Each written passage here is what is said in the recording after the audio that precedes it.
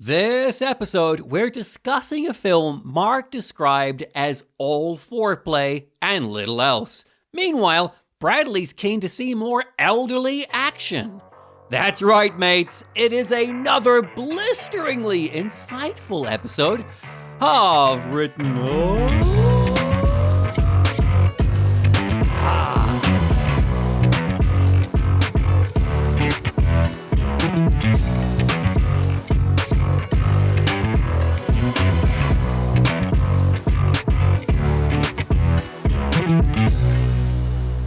Welcome to another episode of Written Off. How are you, mates? Have you been mating it up? Have you been going out there and mating? I know you have, because that's what we all do. Just fucking mate already. Wow. Yeah. Aren't you glad you tuned in for this episode? Of course you are. I'm your host, Bradley Freeman. Thank you for joining us. With me, as always, is my illustrious co-host, Mark. Mark, how are you doing? Have you been mating recently? Absolutely no comment. I was thinking about mates. I think people of my age, I'm just checking now. Yeah, there is it's matey, a bubble bath. But I think in England it was called mates. And it was like, well, you've got kids. You'll often have bubble bath with like characters on them. Can you see that? Yep. Oh, that actually rings a bell. I think we had that here in New Zealand too. It's saying matey. So folks, it's one of those bubble baths that like the bottle is designed like the character that you fucking decapitate them, you screw their head off and you're like, I want your interior fluids. Yeah. You see a lot of those nostalgia bait videos, don't you? Kids in the 80s. Remember this? And, there was a lot of that kind of thing. Yeah, Mates is also a brand of condom. I did think it was. Oh, I didn't know. I've taken it this far without actually, Mates condoms, Mates, signs of sexy. I won't click on the website, but maybe it's only British? What's the German word for mates? There isn't one. They say Junge quite a lot, like boy, I suppose, but yeah, they don't really. It's similar to Japan, isn't it? Yeah, I mean, you've got tomodachi, which means friend, but nobody would say hello, friend, would they? Oh, my baby cat has joined us. Oh, hello, baby cat. This could be the death knell. I'll have to keep facing the computer. We can always cut this out, depending. Let's see what she does. Oh, I know what she's going to do, but let's keep it in for now because it'll add a bit of real life color to and again, the film we're discussing has no real life color, does it? Or really any color whatsoever. But anyway, you're gone. You do your hosting thing before we go down that rabbit hole. Do my hosting thing. Well, a little housekeeping. I've been busy of late directing 2 short films. At the end of this year, I have my new book, Reek, coming out. It's a horror book. Very simple, very gory, very, hopefully, scary horror book. And to promote the book, I have filmed a sequence from that book. New Year's Eve last year, I assembled a cast and crew and we went to a location and we filmed this segment and it turned out pretty damn good. It was crazy. We didn't have much time. We were fighting so many obstacles and it was messy. Seriously, I was cleaning blood out from fake blood out from under my fingernails for a very long time afterward, which I suppose is kind of expected with a horror film. But because it was such a good experience, less than a week later, I was back on set directing a very different movie, a very silly, immature comedy film. And that was night and day from the Reek short film. And honestly, I had a blast. And ever since then, I've just been consumed with post-production, with the editing, the sound effects, the special effects.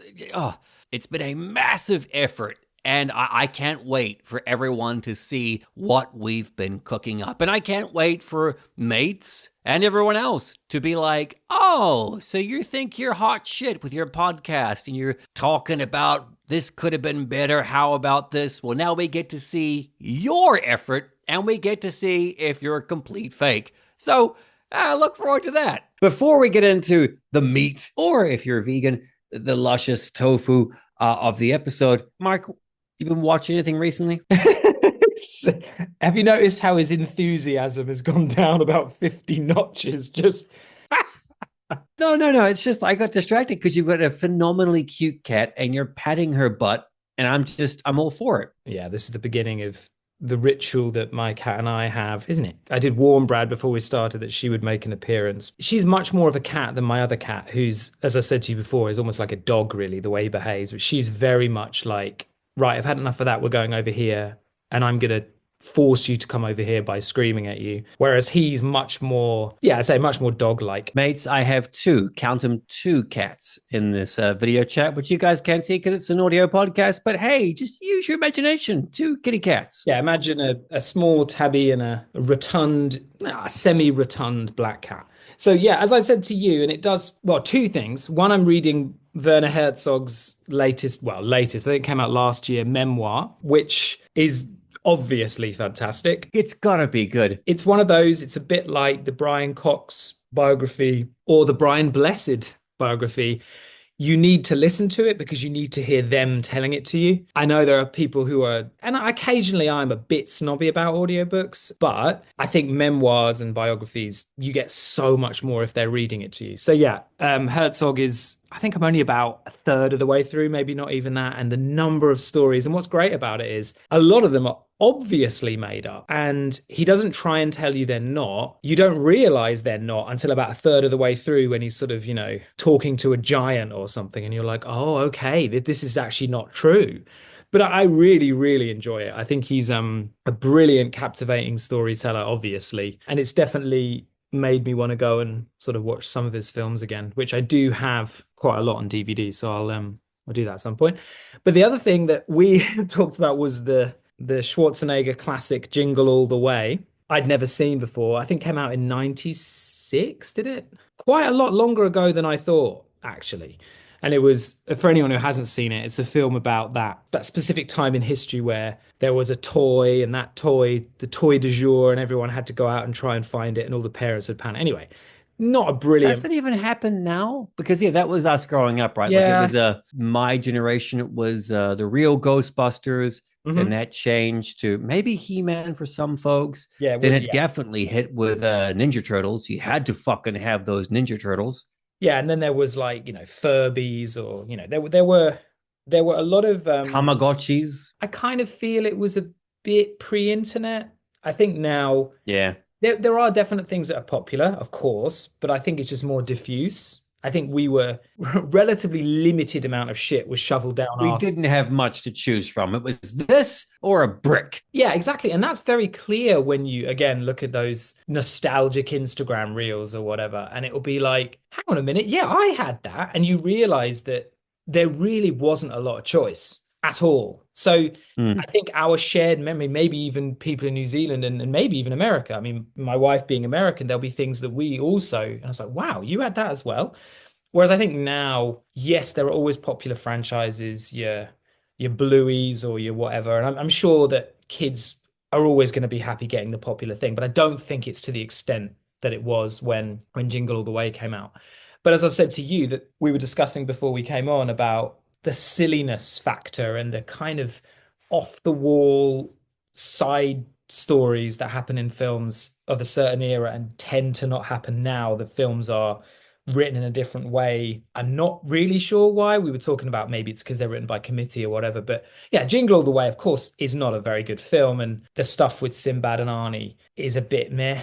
But the Phil Hartman stuff, the tangential stuff, it is kind of, I wouldn't say laugh out loud funny, because it's definitely not that, but it's definitely kind of gasp out loud why they've done it. Anyway, not very eloquently put, but it's an era of filmmaking that probably nobody misses, but maybe there are some elements that could come back. It's been interesting on this podcast to notice your semi or burgeoning kind of respect or love towards Arnie. Like you have mentioned him a bit, and when you reference quote unquote good action movie or a fun action movie or a movie star who is very aware of who he is and how his audience expects him to be, your go-to is Schwarzenegger, it seems. Again, another biography that read by him, and he's a very interesting man. I don't agree with his politics particularly, but I like the way he thinks about his own development. I'm kind of jealous of how he developed himself, and I just think yeah, he knew himself. He knew what people enjoyed about him, and he's just not afraid to take the piss out of himself. And when I see The Rock, he'll try and sort of do it, but he cannot commit to it. He's way too obsessed with how he looks. He can't let go. And Arnie agrees to things, and God love him. Like as I said to you before, there's a scene with a reindeer who's like his one of his nemesi in this film, and he ends up lamping, for British terminology, punching this reindeer, and the reindeer groans with, as I told you, clearly a human voice. I just think things like that, you can cling on to that when you're watching the rest of it. And you're like, what the, there's a lot of those moments in his films, and obviously Commando when he knocks the bloke out in the airplane. It's so silly in a film that's supposed to be, or the beginning of Commando, the infamous opening credits, with him feeding ice cream. It's the bizarro nature of it is something that I think is denied to us now. Everything feels forced, and not everything, sound like an old man, but in a film like that, even Elf, people love Elf, and I watch it and I think, yeah, but it's also thought through, and even the improvisation feels thought through and deliberate, and I don't know what it is. I think films being written, I think that Jingle All the Way is written by only one person. He has a very strange name. Feel free to look it up if you want to, but I do think that has something to do with it. As we talked about, there's no clear way for us to put our finger on it and say, it's this or this. Like I have a friend who, he absolutely loathes Disney for quite some valid reasons, but also some weird as fuck, like, where did you get this from? Internet theories. And he points to Disney for the what he calls the wokeification or the dumbification or the flatlining and kind of well, everyone has to like it, so therefore everything must be tolerable and nothing even mildly risky or like, ooh, can be there, which, I can see that point of it. No, I think woke is a term that obviously it's way too overused. But I think it's a general frustration with feeling something's gone wrong and then just applying that label to it and feeling like to whatever you want. Yeah. Yeah, to whatever you want. It's a catch-all. I wouldn't explain it like that, but I do think there's a frustration. Why are things the way they are? I don't think it's PC or woke or anything like that. I think it's focus groups and algorithms, and they're not as smart as they think they are. So for me, I was debating whether or not I wanted to talk about this in the interest of showing the mates out there that I am incredibly fallible and such a fucking dumbass. I will discuss this. So basically, there is a movie, and it is called The Conversation. Francis Ford Coppola's The Conversation. Now, I'm a huge Gene Hackman fan. Such a strange movie star. Like that man put asses in seats, and it's like, unlike the movie stars of today, not particularly svelte, or it's not as though he seemed to put a lot of work into interviews or his public persona, just, quote unquote, a man's man or whatever. But anyway, Francis Ford Coppola's The Conversation. It's a movie I've been dying to see for a very, very long time. And today was the day I finally got to see it on the big screen, no less, a 4K remaster at my local cinema. So I was super, super happy to see it. Now, bear in mind, I didn't know shit about this movie. The things I could tell you I knew about this movie: number one, it was directed by Francis Ford Coppola between The Godfather and The Godfather Part 2. Yep. It starred Gene Hackman, and it was a tense, paranoid thriller about surveillance. Yeah, kind of. So I don't know if it was my expectations or I don't know if it was what, but I watched that movie and I didn't enjoy it. No, I'm not shocked. It felt to me like every moment, like, oh, finally, they're going to do something. And then the movie would zag purposely left away from that interesting moment. Like when I think tense, paranoid thriller, there's nothing tense in there. Paranoid, no, yes. Not really. The bathroom scene towards the end is weirdly tense. I'm not sure it's tense. It's weirdly tense, but it's also like, what the fuck is going on?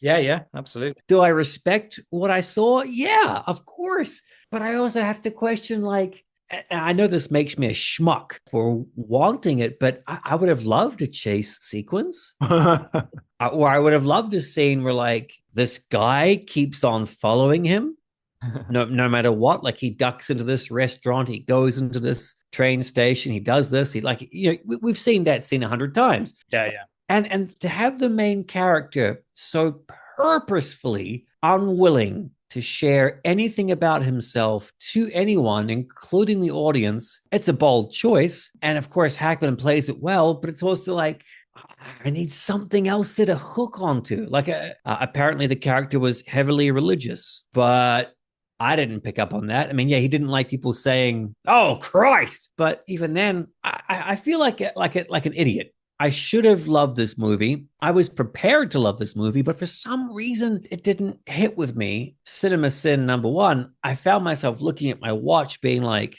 "So wait a minute. So we're halfway through this, but nothing has really happened." Nor will it. Two women seem to find Hackman sexually irresistible. But it turns out that one of them is a plant, right? She's pretending. Yeah.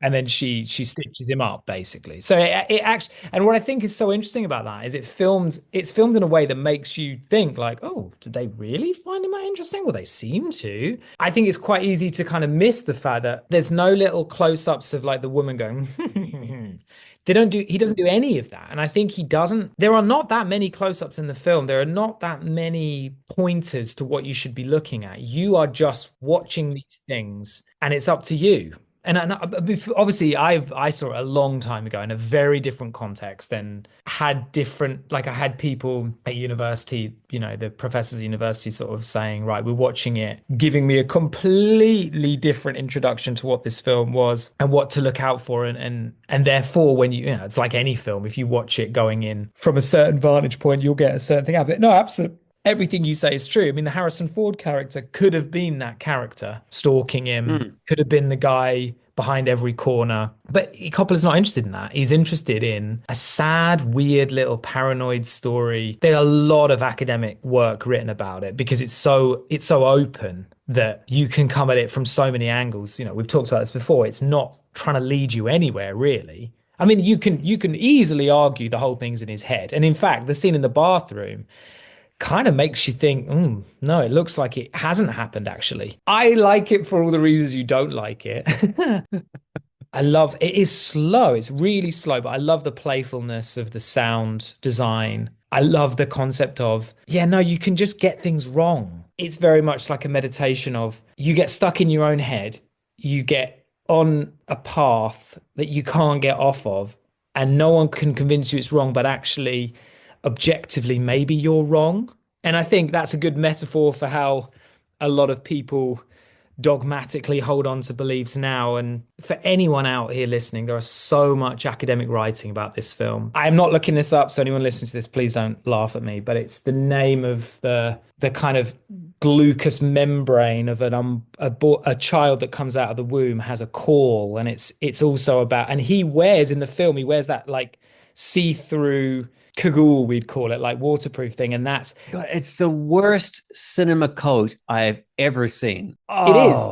God, it's the worst. But a lot of people will say, but it's to do with like he hasn't been born properly or blah, blah, blah, blah. Anyway, everything you say is correct. And I can easily imagine, it's one of those films you can imagine people just walking out like, what? This isn't what I thought it was. But I watched it again, I think the beginning of this year when I was not in a brilliant place mentally, and it like jived perfectly with how I felt. And that scene where he's ripped his own apartment up, it's himself that's done it to himself. And it's not an external thing, it's an internal thing. And you can't get away from internal struggle. And I really like that push and pull of paranoia. And obviously when it was made very much in that Watergate paranoia kind of atmosphere at the time. I'm not surprised you didn't really enjoy it. Again, the idea that Coppola did that between these two landmark pillars of filmmaking is just extraordinary. I like the whole atmosphere around it and the whole making of it. But yeah, if you go in thinking what you thought,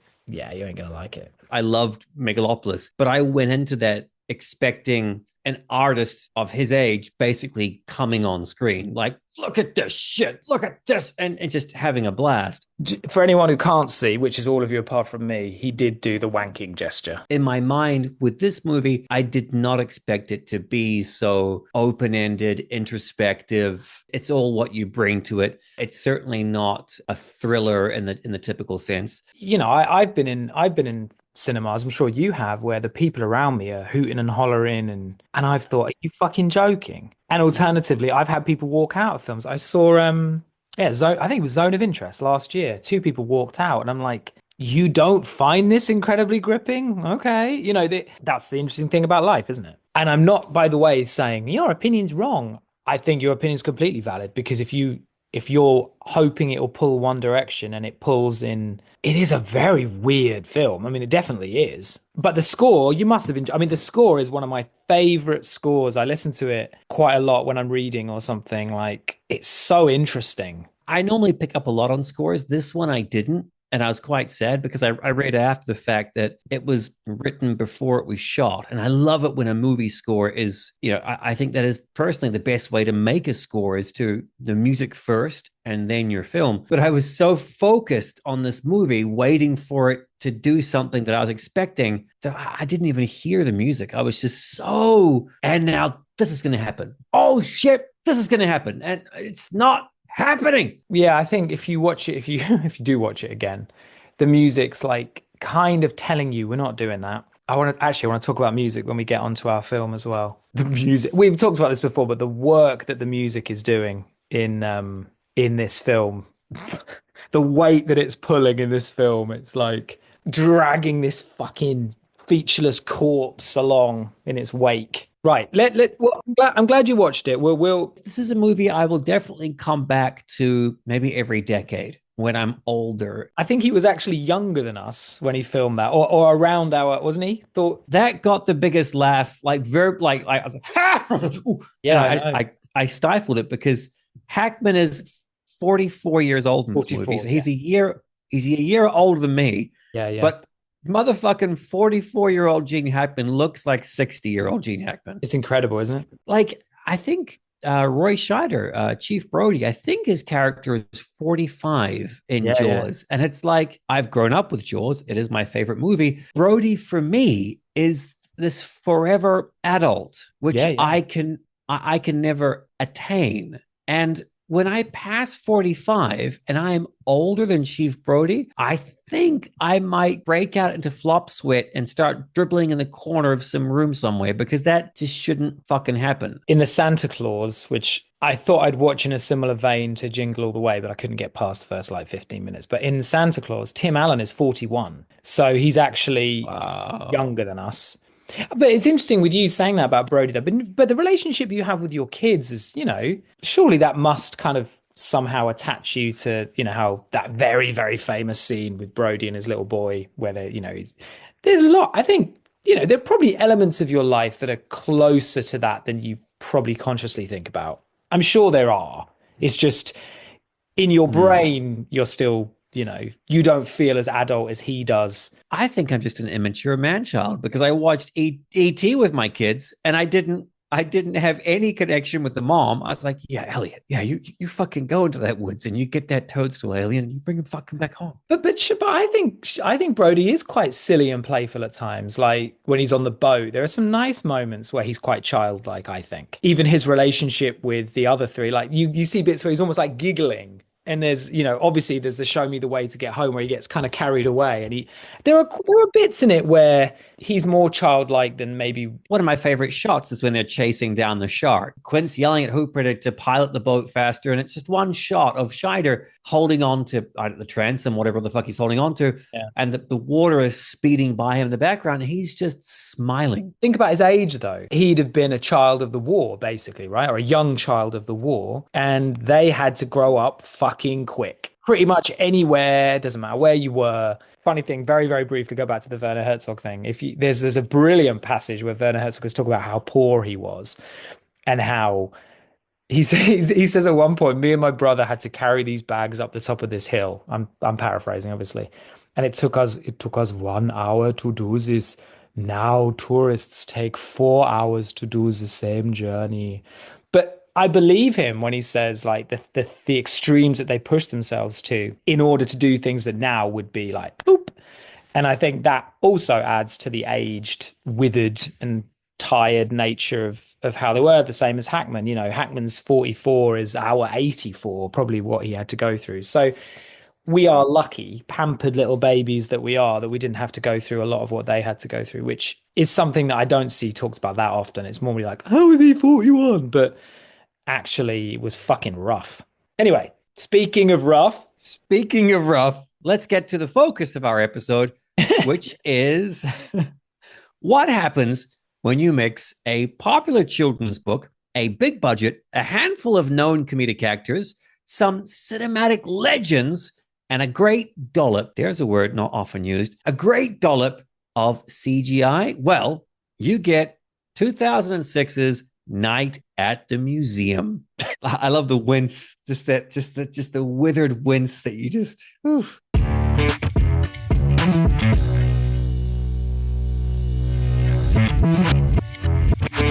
Basic summary. Directed by Ryan Reynolds' best mate, Shawn Levy, with a screenplay by...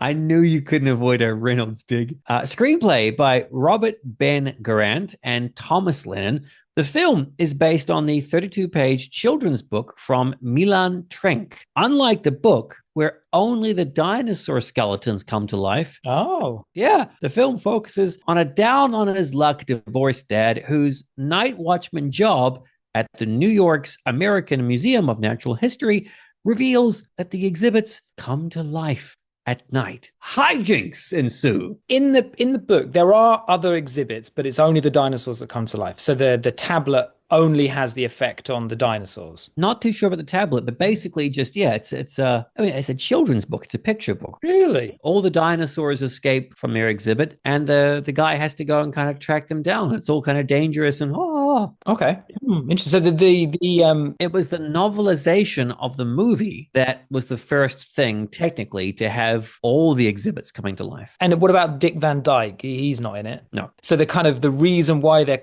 well, I mean, it's an issue I have with the film, actually. There's zero. Hold off. Let's get into it. But all I will say is I think that's very interesting. And it actually makes sense that they've had to try and in some way create that tension, right? They've done it incredibly poorly, but I actually think the second one does it better. Not that we'll talk about that much, hopefully, but I would actually agree. Yeah, I actually watched the second one. I've never seen the second one. I watched it the other night just because I was like, well, fuck it, why not? And yeah, I would agree. The second one introduces Jesus, we'll get into it soon. Yeah, go ahead. Yeah. So what does work, actually? We've said it quite a lot. I don't mind the setup. The dynamics of the setup work okay. We've got Ben Stiller. I don't dislike him. I mean, like, I don't dislike him. I think he's pretty reliable, actually. I don't know. The people listening have got no idea what your opinion on Ben Stiller is, but I don't mind him. I've seen him in a lot of shit films, and I've thought he's come out of it all right. So I think the setup, it's not an unfamiliar setup. You're probably going to say this in terms of casting. It's a Robin Williams style setup, and I think having this, that's a Die Hard as well, isn't it? You know, there's a tension with the ex-wife. You're still kind of friends, but there's something's gone on there, and now she's got a new partner or whatever. It's a bit of a cliche, but I think it's okay. You're following somebody going into a new environment, and again, the score is doing so much legwork, but it is mysterious and it is kind of magical and what's going on. Like, don't have any problem with that. That's what you'd expect, and it does it reasonably well. He's down on his luck. It tells that very quickly and very simply. The relationship with the son is what you'd expect from an American film. The son doesn't respect you anymore. You're not making enough money and blah, blah, blah. You know, that's what you'd expect. So yeah, absolutely fine. You said it all exactly. Yeah. I don't dislike this movie. I think it does a great deal well. I mean, when I first heard about this concept, when they announced it like 8 months before the release of the movie or whatever, I got really jealous because I was like, wow, what a great idea for a family blockbuster film. Yeah. You've got all your special effects, you've got your slapstick, you've got your heart. It's all in there. I mean, the plot basically demands those things. Your quintessential American family film blockbuster. It seems as though this was engineered for it. Absolutely. like you've said, Alan Silvestri's score, it is the most movie score I have heard in a while. Now, I do love me some Silvestri. Yeah, yeah. However, I've got to say, later on in his career, he made a couple of movies like this where it seems as though less of a theme or less of a, I don't know how you pronounce it, leitmotif. Leitmotif, yeah. Less of a through line and more just this scene requires mystical sounds. This scene requires zany do do do do. Yeah, yeah. This scene requires action. This scene requires something a bit more serious. Every scene is go, go, go, go, which is a lot, but also I also can't knock it. But I watched a Netflix movie last night, which I know, but the score for it, it wasn't even there. It was like just your typical, like, here is action movie sounds. Settling the score for anyone who's interested in score. I mean, such a good podcast. You listen to it, and I don't know if you've heard the one on Empire. They've done one on Empire Strikes Back recently. Great. Sublime. So we're not even going to attempt to go down that road. But it's just when you, as you say, the amount of effort Silvestri appears to be putting in really, really, really does do a good job of getting you ready for the kind of film you're about to watch. So, hats off to him for that. And if there was an SNL skit of some hijinks going on in a museum at night, they would do a parody of Silvestri's score. Yeah, probably, yeah. They would have some Silvestri-esque twinkling on the ivories score, because it is exactly what you think of when you think of this kind of movie. It's got shit all to do with a screenplay. I gotta say, really gorgeous lighting. There are scenes where they're walking through Central Park, or just in the museum, and it's just that expensive looking, gorgeous studio lighting, and it's just like, everything is set up exactly as you'd wish. Yes. And what's interesting is, for me anyway, it's all fucking foreplay and no actual fucking shagging. Yeah, I would agree completely. Yeah. The foreplay is really, really well executed. It's basically dimming the lights. The lights are successfully dimmed. All right, baby. I turn off the lights for you. You're going to have a good time. You come here. I pull the covers off the bed. Oh, you're not on the bed anymore. Where you go? Yeah, yeah. I don't know why that was French, but yeah, exactly. I don't know what the fuck that was either. No, but I think everything is in place to make you think, okay, this is the kind of movie it is, but it doesn't, there's nothing there actually, like there's no narrative drive really. It really is like Christmas time, where your mom and dad would buy you that really, really fucking high class chocolate, like the good shit. And you're like, oh yeah. And you open that gorgeous wrapper, and what's inside is the blandest Hershey's fucking dry, shitty chocolate bar you've ever had. Yeah. Before we get into what doesn't work, I have to say the T-Rex stuff. Yeah. Like the T-Rex sequence. I mean, Shawn Levy knew what he had on his hands, because he was like, well, I get to do some Spielbergish stuff, but I also get to just have a bit of comedy with it. And the intro to the T-Rex and everything. And again, when you first enter the museum, and it does that very long, slow kind of pull in on the skeleton, and Silvestri's score just, like, it just goes. It works. All of that's good. I really like the subplot of Carlo Gugino's, the tour guide. I believe that's what her job is, or she works at the museum as a tour guide kind of thing, especially for the kids. I love the subplot of giving her a chance to meet the very person that she's studied her whole life. I think that's such a beautiful subplot. We'll get into more of the mechanics of it later on, but just as an idea. Yeah. Again, like you said, all the foreplay is there. You've got the museum, you've got the hapless everyman, you've got trouble at home, you've got some mystical hijinks inside the museum, you've got a tour guide who wishes for more, you've got the actual people / artifacts coming alive. They want things as well. And then you've got I gotta say, I love the elderly bad guys. I wish a lot more movies had elderly characters like this, either being the bad guys or being like I'd love a romantic comedy where like the main guy and the main girl, there's always that best friend role. And the best friend role in a romantic comedy is my favorite role because they get to have the most fun. They get all the best lines. They get to say the weirdest shit. They've got like weird, sexy kinks out the door. I would love it if the best friend in a romantic comedy was an elderly man. That'd be fucking hilarious. All that to say, this movie has all the blocks in place, and I think the elderly bad guys is a great touch too. I would have liked their motivation. The motivation is kind of eked out, and okay, but why on earth would they do it the way they're doing? There's that little moment where they're like, we've planted a bunch of stuff in your apartment. Have you? Why did you need to do that? So if you're going to frame him, let's frame him. So I think I agree though. Dick Van Dyke, Mickey Rooney consistently made me laugh. There's no reason he should have done because his lines are so like, but his delivery and his little face, it's the manic gleam in his eyes, like, look at me, plot porn. Like he obviously couldn't swear. So they were just yelling stuff at him to say, like, whiteboard, floor painter, like just fucking shit. It's the best piece of casting for sure, those three. Oh, also, everything clicks once the kid is in the mix.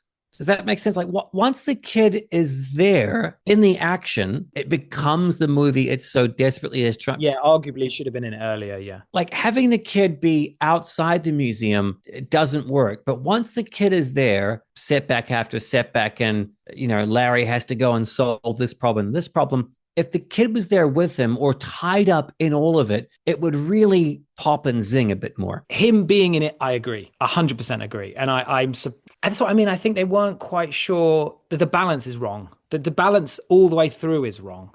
The thing is, there's way too much going on. The obvious comparison obviously is Jumanji. And in Jumanji, the balance of here are those monkeys, right now we'll introduce the alligator or crocodile.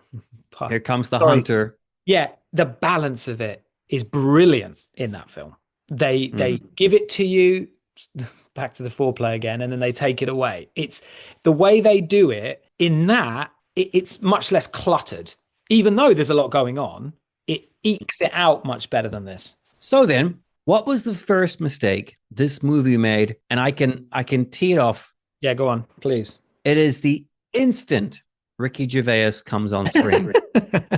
Himself, the casting, that's really not good. But taking that away, just the character. And I think you've been hinting at it, Mark. I think we have the same opinion here. This movie keeps creating foils for Larry, Ben Stiller's character, when it isn't needed. No, it's not. Having the elderly trio pull a heel turn and be the bad guys is kind of charming, but you didn't need it. Having Gervais be all up like, like a fucking condom is on the Neanderthal. It's not needed. Same thing. Like I really, really, really hate this scene. And it happens in almost every movie like this. It is the scene where the main character gets told off. For example, like Liar, Liar, Jim Carrey has to confess that he's been lying or whatever the fuck. It seems to only really happen in American movies. I think the Brits realize, fuck it. But there has to be a sequence where our character has to confess to everyone. Mrs. Doubtfire, a movie that I think is perfectly charming, it has to have a scene where Robin Williams fucks up and reveals, oh no, it was him all the time. And in this movie, it's a scene where the divorced mom, is suddenly weirdly hostile. Yeah. And she's like, you should go and talk to your son. And he goes and talks to his son, and the son's like, I saw you got fired, Dad. But basically, there's a lot of foils that just don't need to be there. And it starts with Gervais. In theory, you can have that character as you've seen it loads of times, and him like, up to the museum at night and looking through the window. Hang on. You could have had that if you wanted to. Do I disagree with you? Not really. I mean, I like the old men, the way it's written, there has to be the heel turn. Could it have just been a cameo at the beginning where they're just handing over the torch? I don't know. Maybe. Question. Yeah. Was Gervais at the peak of his fame? Oh, yeah, definitely. I just don't know why. Yeah, he'd just come off The Office and he was doing extras at the time, and he was named number 11 in the 100 greatest stand-ups. Yeah, and I think he was a darling of the Americans. Well, Coogan's in it as well. Steve Coogan's in it, right? Steve Coogan's a very complicated character. He used to live in, I think he still does live in Brighton, and I actually bumped into him a few times, but a complicated character in every sense, but used very, very poorly in this. There's that, skipping right to the last bit Steve Coogan's in, and he does this like hang 10 sign in the car, and the cringe, like my whole body went into spasm. And it's so not him. And again, for whatever you think of Steve Coogan, and obviously it's his choice to be in the film, no one forced him to be, but he's a brilliant, brilliant, subtle comedic performer. And Gervais, for all of his faults, at this particular time, height of his powers, top of his game. The fuck is he doing in this? But then again, it's a nothing character. It's written really badly, and I was trying to think, well, who else could have been in it that might have made it sparkle? But as it is in the film, it just isn't developed enough. And again, as you've already said, it's because there's so many other things that we're going to have to spend time with here. Why? Why are the cavemen in it? No need. 3 scenes he's in, right? Just 3 scenes. Yeah, and it's the introduction scene, then it's the oi, you're fired, and then it's the actually you can keep your job because you've made the museum popular. Sorry, 4 scenes, because it's like, yeah, introduction, then it's like, A, I noticed this thing, don't do the thing.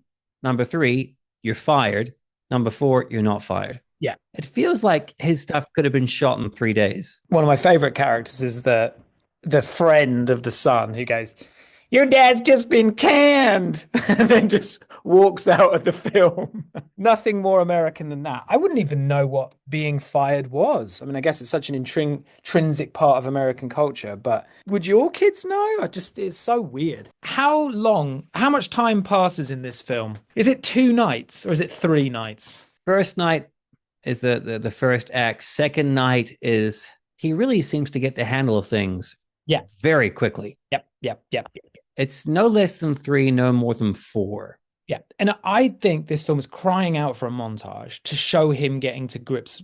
I'm not always a fan of montage. There's a kind of mini montage within one night, but there needs to be him wrangling these characters and working out. Also, is it just me, or the instructions that he's given by Dick Van Dyke? The fuck? Does Dick Van Dyke always stand in the same room and therefore have to throw the bone? Like, do you always, how, if you think about it, it doesn't make any sense, because he'd have to be in exactly the place he's in for that instruction to make any sense whatsoever. Because what if he'd read that in the toilet? Then it wouldn't be the T-Rex that would first come to him. So it wouldn't be throw the bone as the first instruction. Like, the instructions make zero fucking sense. We're also told that lots of other people have done this, right? Because the woman says when she's employed, the fuck? Yeah. Who? She says specifically, I've sent a lot of people there, but they have been sent away. Because I'd forgotten a lot of this movie. I was like, wait a minute, does that mean like the exhibits scare them away? Does that mean like Dick Van Dyke is like refusing him or something? So yeah, well, is Dick Van? Yeah, well, it seems to be, because Van Dyke and Rooney are like, he's the one. Based on what? I don't know. Is he stupid enough that they can frame him? Did they make up these rules just to fuck with him so that he would purposely fuck up? So then they'd be like, aha, we get to keep our jobs. But they don't want to keep their jobs. What they want is the tablet, right?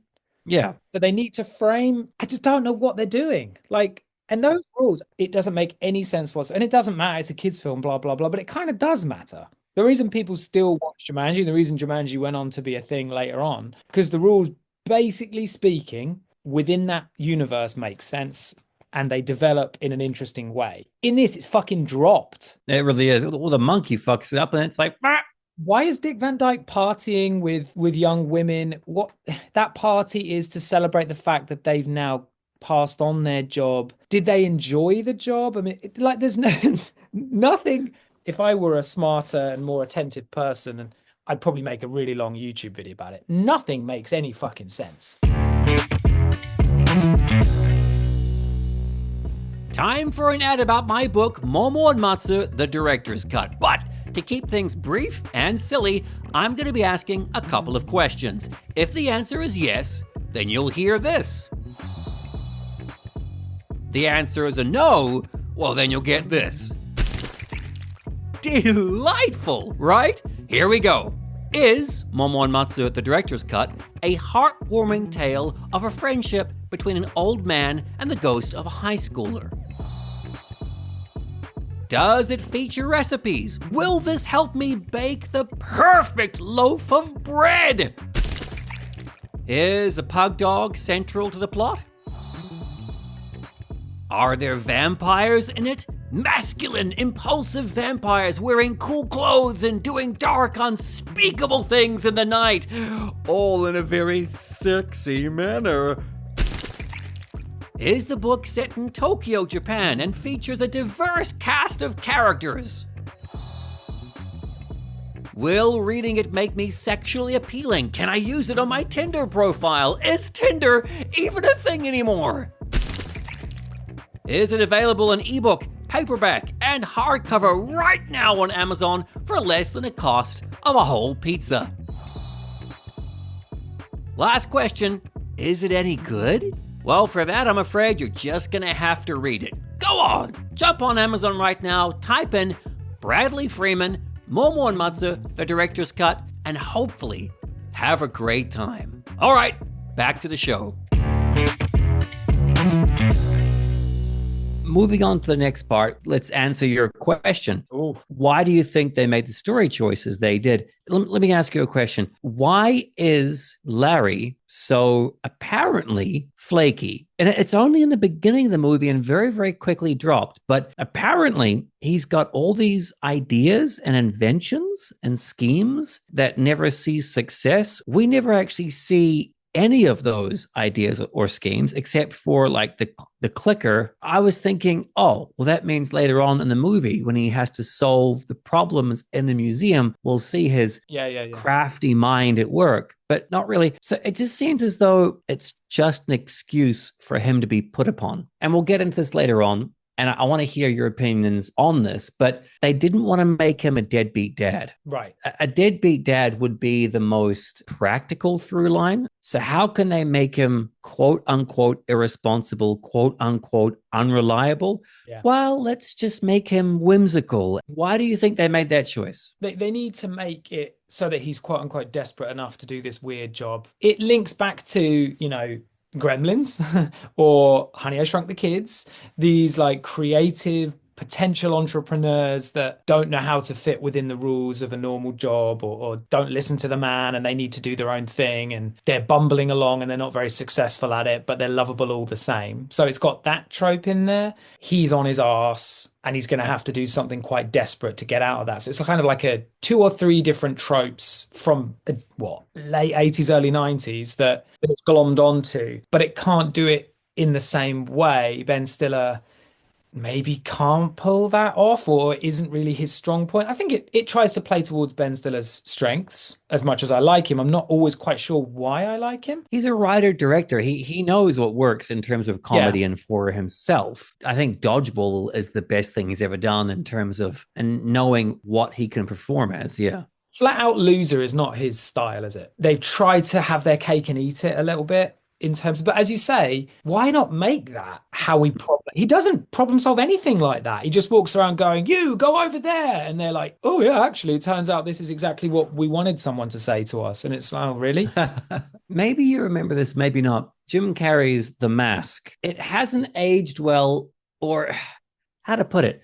There are some scenes that are like, well, that's a red flag. There's a scene in the very beginning of the movie where he goes home dejected because he's a loser. He gets home exhausted and he just puts on cartoons and starts like, I think he's eating cereal and and just watching old cartoons. 30-year-old, 35-year-old man retreating into cartoons. And it's frightening, to be honest. It's like, this is the beginnings of a serial killer right here. But in saying that, that movie is very, very strongly trying to take a big swing saying, well, this guy is just a big, stupid kid. From zero to hero, yeah. Exactly. So then when the mask come along, it makes sense. I just think he as an actor and as a person is kind of fascinating because he obviously has real self-esteem issues, a bit like Robin Williams in that way.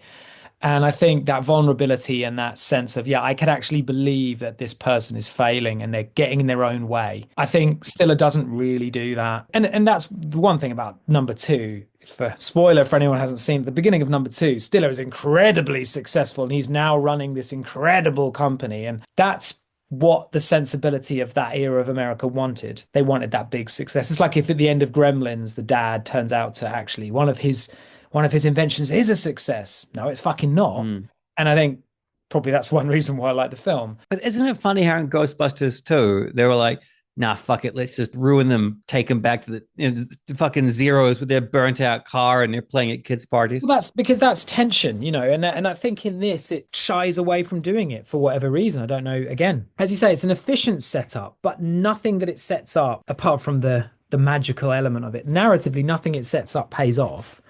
And it's just all of it is dropped. You are right. Yes. Yeah. Everything is brought up. Everything is raised to get your expectations where you need them to be for a movie of this kind. And then it very quickly is like, nah, don't worry about it. Let's have just a whole lot of CG and a sequence to just dazzle you. Narratively, why do you think they introduce the turning to dust aspect? I mean, you almost get the feeling that it was written in because they'd be like, why don't they just leave the museum? The whole time I was like, why is this fucking monkey constantly opening the door? Ostensibly, they don't know they're fucking dead if they go outside. I think they don't know, yeah. Because this monkey is determined to open every fucking door and window. Yeah, I know. And kill everyone. Maybe that is his plan, little shit. This is slightly off topic. There's a really interesting bit. Robin Williams playing this as straight as he's ever played anything, apart from 1 hour photo maybe. But he says at one point where Ben says, like, you've got to help me, you're president, whatever, don't care. And Robin Williams is like, no, I'm not. I'm a plastic model made in such and such a factory. And I'm like, so is he acting that all the time? Whereas in reality, he knows. Do they all know? Do the cavemen know they're not actually cavemen? They're in reality this plastic simulacra of a and it is, if you think about it like that, it's quite a dark film. What the fuck are they actually doing? He's the only one to reference it, and no other character acts like it. So I actually believe, this is just my guess, he ad-libbed that, and they're like, it's Williams, it works, fucking go with it. And it does, but it's a haunting concept. Because then, like you were saying about the tour guide, so her going to talk to Sacagawea? Yeah, Sacagawea doesn't make any fucking sense at all. She's just talking to a plastic doll. Because the doll will say, like, I don't know, fuck it. Does the tablet imbue them with false memories that they're just... Unless they've been coming to life for decades, we don't know how long that tablet's been there, unless his character has been getting off that horse and immediately going and finding a book about himself. I think it's just, it's a throwaway line that we're not meant to think too hard about, because they don't mention it in the sequel. It doesn't come up at all. They are those people in the sequel. Darth Vader, spoilers, is fucking Darth Vader in that movie. It should have been, I'm going to reference Jumanji again. It should have been much more streamlined, much simpler. This is what we're doing. And again, I would have liked a montage in there because it's happening way too quick. Too much is going on. I get it's supposed to be this smorgasbord style film and chaotic and crazy and fun. But then at other times it isn't. Considering how overstuffed there is, there's some key that they never found to unlocking a more agile structure. I watched this movie with my mom and my oldest son, which was really, really nice. That the whole family watching this movie, because I saw this in cinemas when it came out in 2006, probably by myself. It wasn't a date movie, was it, Brad? But my son loved it. It is the stuff of magic, a museum coming to life. Yeah. And it's all crazy. You've got this big, giant Easter Island hit saying, dum, dum, gum, gum. It's great. Yeah. True. And my mom liked it too, but she checked out once the third act started. Once, in her words, once they escape the museum, it loses everything it had going for it. Yeah. And they escape it, but where do they think they're going? Do they understand where they're going? Apart from the monkey, there's no drive to escape as well. And that's another problem, is the motivations, quote unquote, of those characters. The explorers and the First Nation lady, those two are just looking at maps And she's just standing there looking a bit confused. So, okay, their motivations are just to replay the most famous thing about them over and over again. The cavemen keep trying to discover fire. I think that's what they're doing. For some completely unknown reason, the cowboy and the Roman centurion are arguing over territory, which definitely wouldn't have happened. Doesn't make any sense on any level.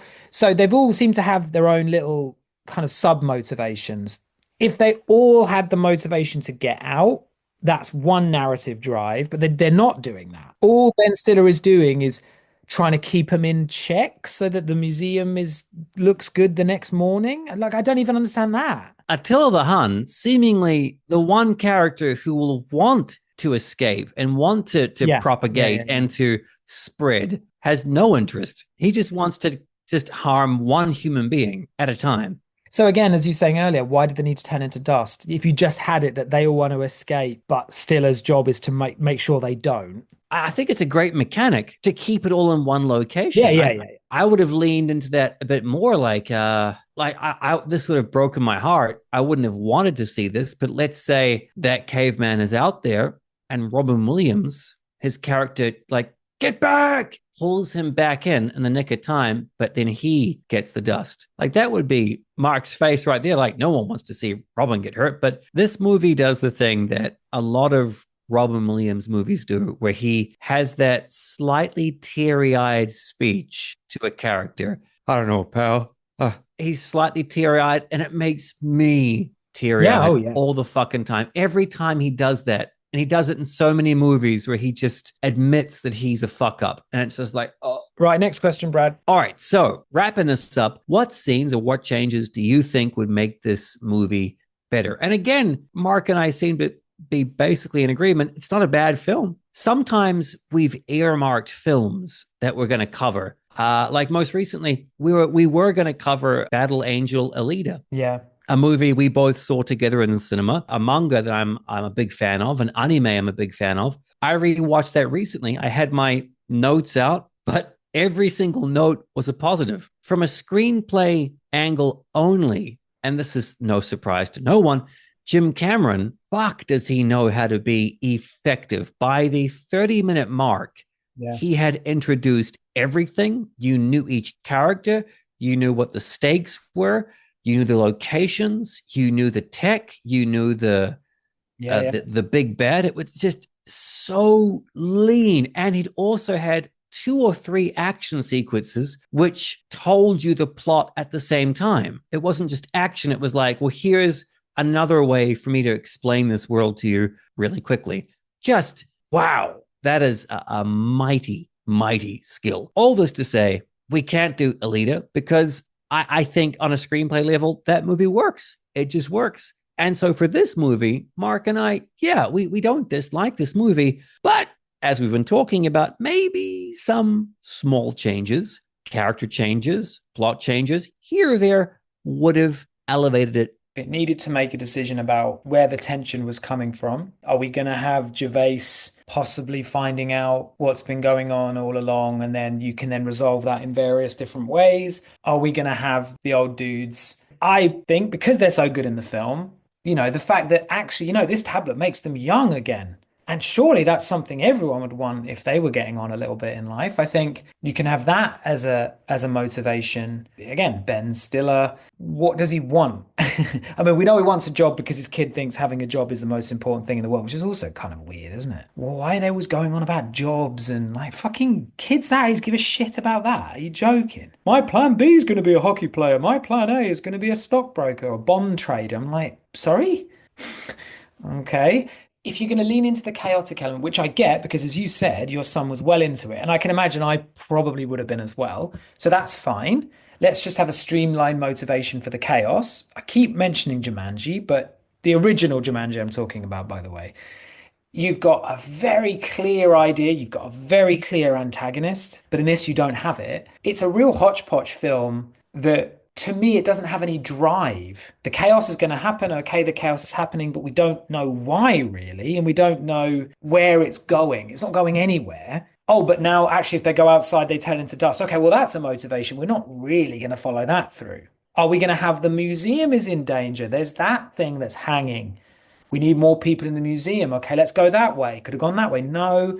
So it sort of takes one step in each direction, then comes back again. It's not cohesive. Didn't really see what it was trying to do other than throw some crazy shit on the screen.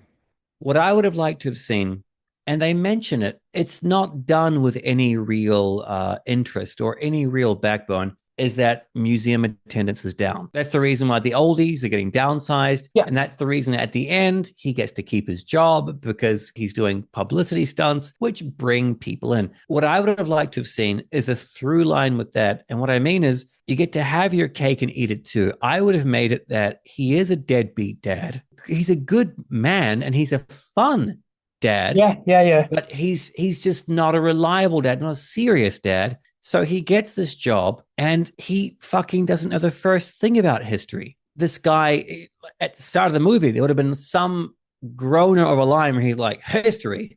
I hate history. Last time I was in a museum was like when I was 3. Have him be against history, because in this movie, there is, like you said, a montage where he's reading up about all the exhibits and all the characters, which is a great scene. I would have liked for that to have been after the second or third night. Like he just keeps getting his ass kicked, keeps losing. And the only way is to learn about history and to learn how amazing. So like the Neanderthals, their brains operated like this. They wanted this. Or like the Roman little guys versus the cowboy little guys. He just solves it by like, hey guys, talk together. Yeah. But it would have been great if he knew like what the Romans were after, what this quote unquote cowboy frontier town is after, and found a way to strategically make them work together. Well, you guys like to do this, don't you? So why don't, it's a really, really, really good point, and I hadn't thought about it. I think that's exactly right. And it would drag it over a longer time scale so that they're all working together and he has learned, he's progressed as a, because in this he hasn't at all. Because he can carry the torch slightly more professionally. That means he's better now. Like, it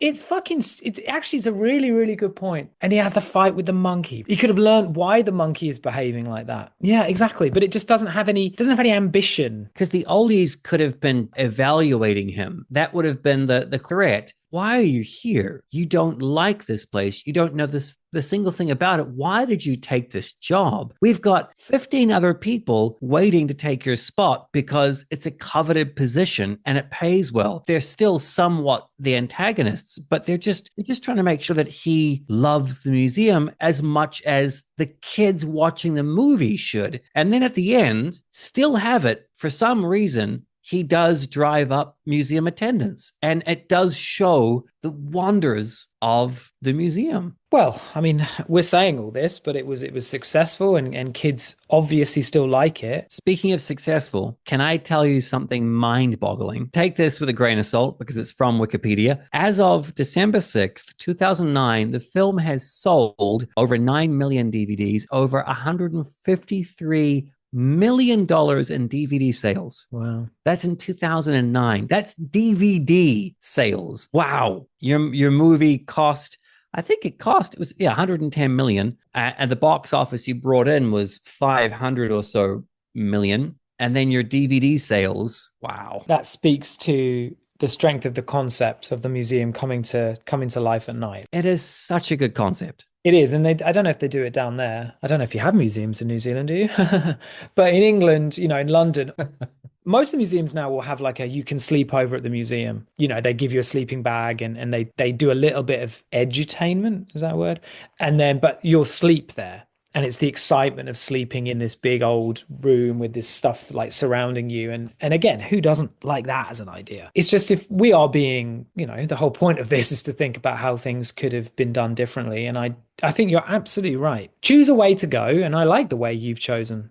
And I think it still fulfills the brief. You can still have the craziness, but you've cut out the bits that just leave you a bit like, eh? And I don't know what cultural impact has this had. Not a lot, I would say. Maybe I'm not being fair. I mean, it's made money. It's just, do people look at it fondly? Maybe people who grew up with it, possibly. I think it falls in the same basket as those. Oh God, I'm gonna get the wrong name. Is it National Nicolas Cage kind of adventure like? It got a Disney Plus show, didn't it? It did, with Catherine Zeta-Jones. Yeah. So I think that National Treasure, which I think was Fox, and this, which is also Fox, they're just some of those franchises that Disney hasn't yet taken advantage of. They made a animated movie for Disney Plus. You make it sound like Disney's like stalking the nightclub, trying to work out how to pick off the vulnerable. It's exactly what they're doing. Like, I guarantee you, in the next 10 years, you'll get another National Treasure, another Night at the Museum. And The Mummy as well. That's a more successful kind of version of this. I mean, it's a slightly older audience. Agreed. And also, that second one has a Silvestri score, which you're talking about hard work. That is the hardest work Silvestri has ever done in his life. It is, I have that soundtrack. I love it. It's a pleasure of riches because the first Mummy movie is Jerry Goldsmith. The second is Silvestri. They're both sumptuous adventure soundtracks. It's something we should pursue. I was thinking, referring back to the beginning about Jingle All the Way, like good performances in bad movies, but we should also have a great score for underwhelming movies, because when you see a film, and this one really stuck out for that, where it's just like, wow, this score is really going for it. You know, I love that. And, you know, we talked about that documentary about John Williams, or Settling the Score, talks a lot about incredible detail about how these things work. But yeah, it's a little subcategory that's quite interesting to think about, I think. Another subcategory we can add is the theatrical release poster for this movie is dynamite. And it's the one I'm talking about where it's Ben Stiller kind of framed in silhouette. His back is to the viewer, and you're looking down a passageway, a golden passageway, and the T-Rex skeleton is kind of framing him. It's an amazing, evocative poster. You look at that poster, and it is the stuff of imagination. I think that poster, and what we're talking about, the score, really, really kind of encapsulates the movie as a whole. Is there is so much good stuff going for it. It is almost genetically engineered to be that kind of movie for that kind of audience. And it's just that, like you said, it winds up being the perfect foreplay, but no carry through. There is no reward at the end of this golden tunnel with Ben Stiller. You resisted saying cum shot, which was good of you, I thought. I can hold it back when I want to. Yeah, well, that's not what I've heard, Brad. So I think the question that we usually forget to ask, you know, should this film exist? Yeah, definitely. I don't think there's any... Definitely, yeah. There's no issue with it at all. And it is, you know, Dick Van Dyke, again, they sparkle. I mean, unfortunately for Gervais and Coogan and some of the others, they make them look fucking awful. But it does have a sparkle. This movie came out December 22nd, 2006. So basically it came out for that Christmas period. Around Christmas time, there is a big family movie. Quite right. This was Night at the Museum was that movie. So yeah, it's packaged right. It's got the right stars. You put them in that trailer. You've got the special effects that are clearly coming to play. All the ingredients are there. You know, a lot of the films we've done, I've scowled all the way through, and this isn't like that at all. There's enough in there for sure. Am I glad it did well? I mean, I always, when I think about that question, I always think about, well, what came after as a result? Don't really worry about that so much in this case. And I think the more sort of fantasy things that come out, the better. I mean, you know, I know you and I both loved them as kids, and I know your boys do now. So yeah, no, I've got no issue with it. Probably the saddest thing I find about this movie is the regression of Chris Columbus. He who wrote Gremlins, Goonies, Young Sherlock. He directed Adventures in Babysitting, Home Alone 2, Mrs. Doubtfire, fucking the first two Harry Potter movies. So he was that guy. He was this guy to make this kind of movie, in fact. This kind of family special effects blockbuster, Spielberg light, if you call it, whatever. But then it just seems as though he kind of locked more into producing. Like he produced this, and he produced the Christmas Chronicles. Yeah, he did Bicentennial Man, which I know gets absolutely savage, but I've got a real special spot for that. Yeah, the Wikipedia article says 2011 to present, focus as a producer. Yeah, probably different reasons for that, but yeah, I know what you mean. It's got his tentacles draped over it, definitely. All right, well done everyone. Well done. You survived another episode of Written Off. Thank you for joining us. As always, it's great to have you with us, because quite frankly, if you mates weren't here with us, it'd just be me and Mark talking for hours. Yeah, I was gonna say. We'd just be running ourselves ragged. Really worrying. At least with this podcast, we're somewhat forced to be positive. Trust me, when it comes to Mark, that is not an easy task. Give me something good. I'm not that difficult to please. Well, with that kind of challenge, mates, let's look to our next episode to see if Mark gets his wish. Next up, we're pivoting as hard as a podcast about movies can pivot. We just looked at a blockbuster sentimental family film, so naturally, for the next episode, we're checking out the graphic 2008 supernatural horror film Mirrors, starring one of my faves, Kiefer Sutherland. What does Mark think about all this? Well, have a listen. The water shows reflections. It's like, oh yeah, because not just mirrors, is it? It's any reflective fucking surface. Would the ghost jump out the kettle if the kettle was shiny? Or the toaster? It's such an embarrassing line because they realise, oh fuck, it's a scrambled egg film. It doesn't commit to anything. It doesn't do any of its component parts well. It does things that you'd expect it to do at the wrong time and badly. I love it. It's so good. Hey, look, if you've enjoyed this episode, if you've had a laugh, or if you've gone, quite frankly, it's most likely due to my co-host, Mark. Mark, thank you for joining us. What was you called me at the beginning? Illustrious. Yeah, thanks very much. And that's all you're going to get out of him, folks. I've been your other co-host, Bradley Freeman. See you next time, where we will look at a movie and brazenly suggest ways it could have been better. Until then, stay safe, eat some pizza, and we'll catch you later.